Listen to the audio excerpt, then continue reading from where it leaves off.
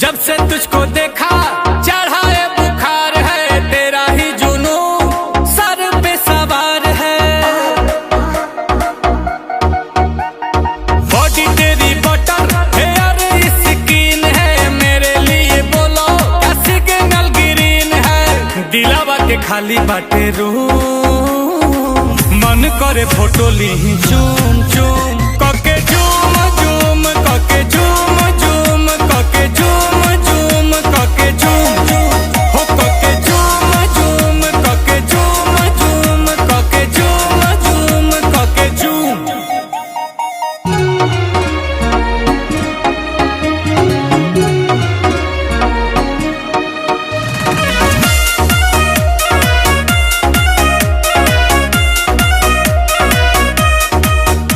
वो मीठी मीठी बातें गजब की मुलाकातें, वो याद आती है रात जाने जा। अब तू ही दिलो जा में धरती और आसमां में, अकेली तू जहां में जाने जा जाने जा।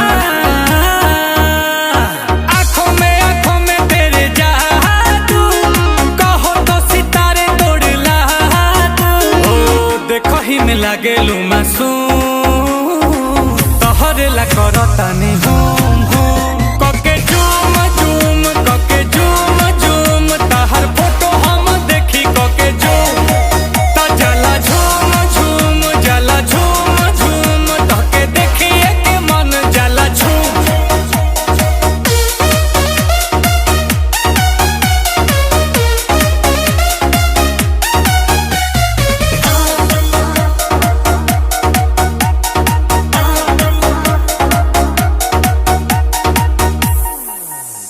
तू ही मेरी कहानी, तुझ में ही जिंदगानी, इस प्यासे की हो पानी जाने जा। ये दिल तेरा दीवाना, तू मेरा ही ठिकाना, मौसम है आशिकाना जाने जा जाने जा। सांसों में तू बसी है, लबों पे मेरे तू ही हंसी है। गुची के लगा के परफ्यूम, फिगर ब्लास्ट करे बूम बूम कके